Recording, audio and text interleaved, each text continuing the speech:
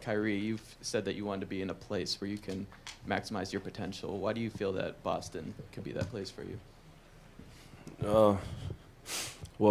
First and foremost, before we get into that question, before we dive into the importance of why we're all here, I just want to appreciate everyone up here on the stage and the opportunity that's in front of us to go after something that's bigger than ourselves. But before we get to that, I just wanted to say that sometimes we get lost into these two hoops in this basketball, that the most humane things that make us human, we lose track of sometimes. And I want to take a time out to wish my well energy and heartfelt to Jay Crowder and his mother, because that's a hard situation to go through, especially when it gets wrapped up in all this, as well as IT's sister, and as well as those affected in Charlottesville and those affected in Houston.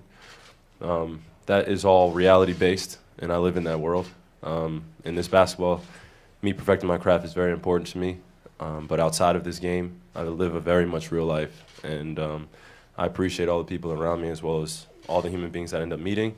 And I just wanted to come out and say that my appreciation for the world goes deeper than I think a lot of people realize. And I take my respects for all those people as well as everyone affected by anything. We're all here with you, and my prayers are with you. So now that I said that, now that I could officially move on to answering that, being a part of, or getting the opportunity to be a part of such a illustrious organization such as the Boston Celtics, man, I grew up watching so many different films, and I asked Danny when we were at dinner if I could get a few of his VHS tapes from those championship runs that they had. Stone tablets. All those, and when you have the unique opportunity of having special people and being a part of an organization like this, and they do everything possible in order to put themselves out there to make such a great thing happen, you're just appreciative, and I'm grateful. And I can't wait to get on the floor and to maximize my potential. I just want to be around those incredible coaches and those incredible minds and incredible individuals, and I felt like in doing that, Boston came right at the exact time, and it was meant to be that way. So I trust in that, and I'm glad to be here. Emotionally for you, what has the last week been like? The roller coaster, it's had to have been some sort of roller coaster as the two teams tried to work things out. Well, throughout this time, I've been very patient in the approach.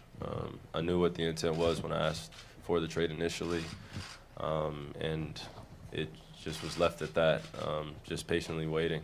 So it was honestly the most human thing I could have done, which is ride the roller coaster wave of emotions.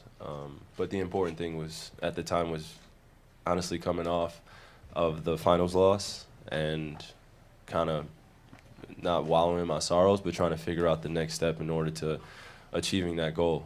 And in doing that, made it just a very courageous decision in order to take myself and my intent and want to be a part of something bigger than myself. And when Boston came a knocking, I was answering. So it was pretty awesome about the way it all transpired. Because throughout this time, I didn't say anything, not a word.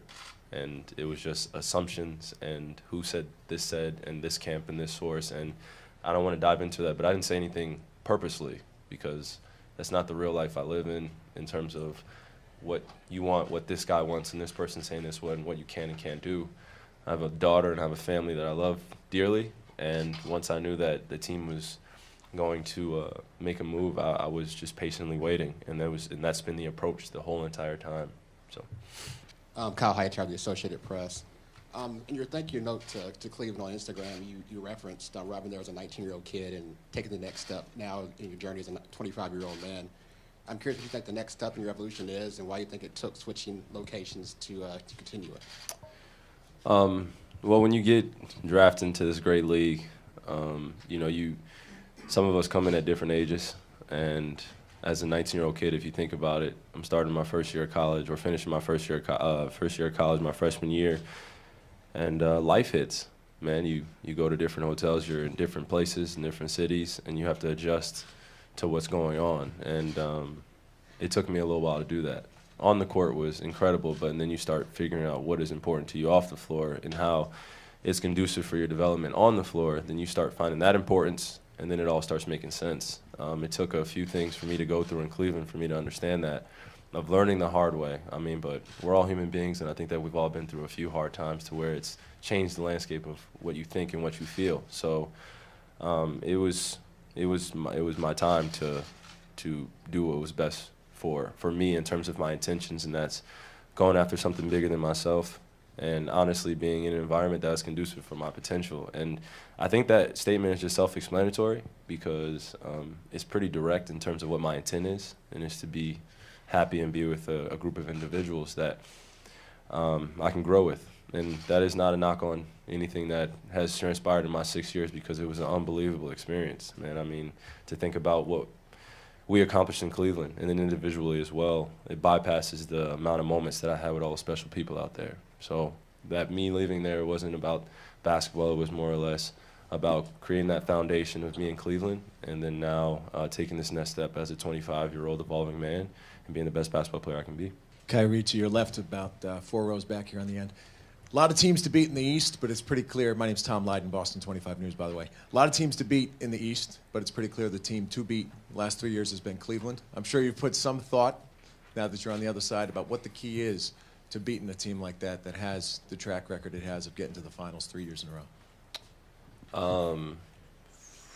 From a strategic standpoint, I think that Coach Stevens can answer that better. From the other standpoint of what reality is, we haven't met or sat down with everyone as a collective and gone over the important things and important steps that it takes in order to build something special. So until we get to that point, I think I will have a better answer for you. But as of now, I'm just happy to finally get my jersey on the stage, as well as with Gordon and as well as the rest of my teammates, and meeting them over the next few days. So, Kyrie, Tom Westerholm with Mass Live. From what you've seen as an opponent, what are you looking forward to about playing in Coach Stevens' system? by the way, big fan of Mass Live, bro. Got some good highlight tapes. No, I had one from the 2010 Spalding Hoop Hall Classic. Happy to help. Yeah.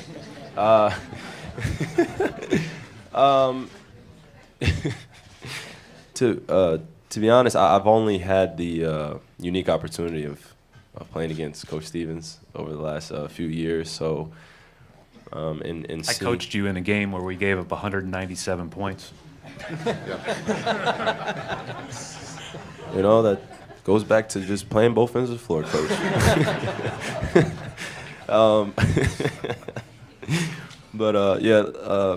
Now that I get to experience it firsthand, it's just of how intelligent I've heard that he is as a coach, and as well as his coaching staff, and to understand how maniacal he is in terms of the finite details of maximizing what you can out of the players that you have on the floor, and looking at it and scheme-wise, it's a pretty equatable offense in terms of what everyone's skill set is out there on the floor.